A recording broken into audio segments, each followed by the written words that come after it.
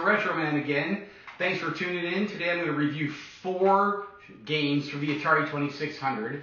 I like to consider them flyer shooter games. I don't know if that's the official title or if that's something that people talk about, say, in the gaming industry, but I call them flyer shooting games.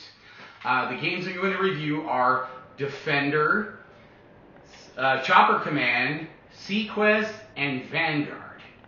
Now, each of these games has their own little quirks on how you play them and stuff, but the style is pretty much the same throughout, which is why I kind of group them together. So, without further ado, let's start off with Defender. Defender was one of the highest grossing arcade video games ever.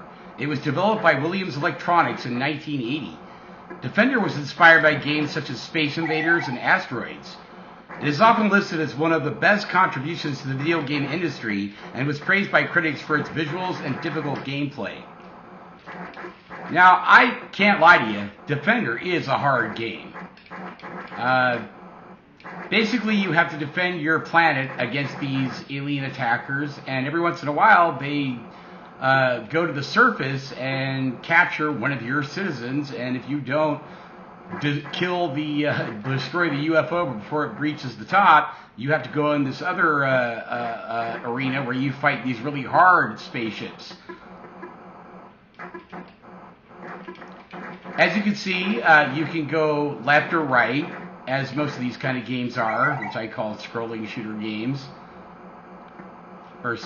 See, he tried to get my guy, but I got through the first level. So there's Defender.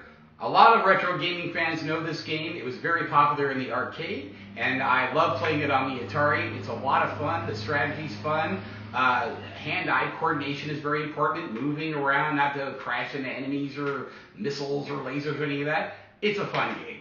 So let's move on from Defender. Now I'm going to tackle my next one, which is called Chopper Command, which is a fun game. I actually don't remember playing this on the Atari 2600 when I was a kid, but let's see how I do now. Bob Whitehead, who produced skiing and boxing for the Atari, also wrote Chopper Command. Richard A. Edwards gave the game a so-so review, saying, "It is well done, but if you wish to avoid another shooting match, even if it has nice sounding graphics, then pass it up." Chopper Command was also referred to as Defender in the Desert, which it pretty much is. It's Defender in the Desert. You have to protect the trucks. This is kind of like in Defender with your citizens on the planet. They don't come down and pick your truck up, obviously, but they can bomb it and kill it. Oops, I died. But Chopper Command's fun. I think Bob Whitehead produced a lot of great games for the Atari. Like Defender, you can go left or right. It's a little harder to hit the enemies than Defender, or maybe I'm just not used to this gameplay. But for me, this game's actually a little bit harder than Defender. Maybe it's just because I haven't played it as much. Those planes are a lot harder to hit than the choppers. They move around a lot more quickly. Well, there you go with Chopper Command. It's a lot of fun. It's an action-packed game. You got to protect the trucks on the ground by blowing up planes and other helicopters that are trying to kill you. It's kind of a fun game. It's a war game. War games are always fun. I'm sure a lot of other games after this game were very inspired by it. So much for Chopper Command. Let's move on to the next one, which is Sequest. And actually, Sequest, it technically isn't a flying game, because Sequest, you're controlling a submarine underwater. But the way the game is designed and the gameplay acts like a flyer shooter, which is one of the reasons I included it in this list. So without further ado, watch me play Sequest. Sequest was designed by Steve Cartwright for Atari and published by Activision in 1983. It was praised for its box art, which I don't have, and lived up to its claims of being a shoot-'em-up at heart. It pretty much is. Like I said, it's underwater, but it's basically the same kind of flyer shooter game as Defender and Chopper Command. You have to kill these sharks, and you got survivors that you pick up. Plus, they have an extra thing where you run out of oxygen, you have to go to the surface to regain your oxygen, or you die.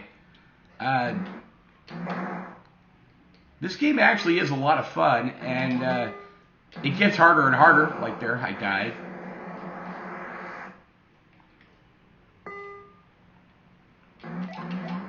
You get 3 lives, and for every 10,000 points you make, you get an extra life.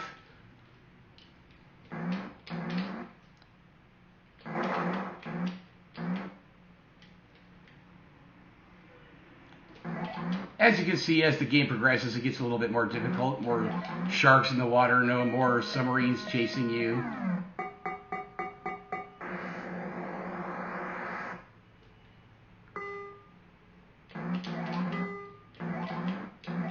Kind of makes me want to join the Navy.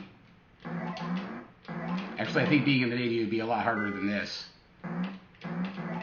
Once you get the hang of this game, it's not too hard.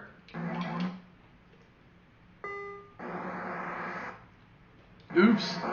Well, as you can see, Sequest is a lot of fun, and as I told you before that I played it, it is very much a flyer shooter, just that you're underwater and the submarines are kind of bobbing up and down, and everything's bobbing up and down to make it look underwater, but it pretty much plays like a flyer shooter.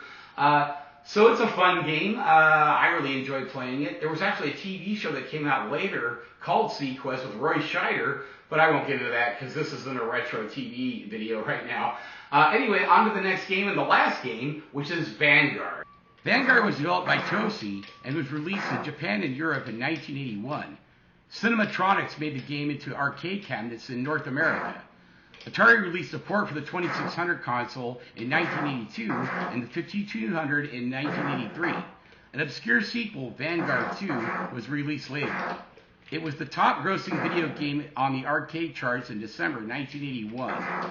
The Atari 2600 version was the 21st best-selling Atari cartridge of all time. Now, in this game, it's different from most joystick controls, as shooting is with your joystick, not your button. You shoot up, down, left, and right, and both sides, and up and down with the joystick. So it's a little bit more of a different kind of gameplay than other shooters like this, which makes it a lot more fun in some ways. And you have all these different levels that you have to go through to get to the boss and beat the game, which I've never done.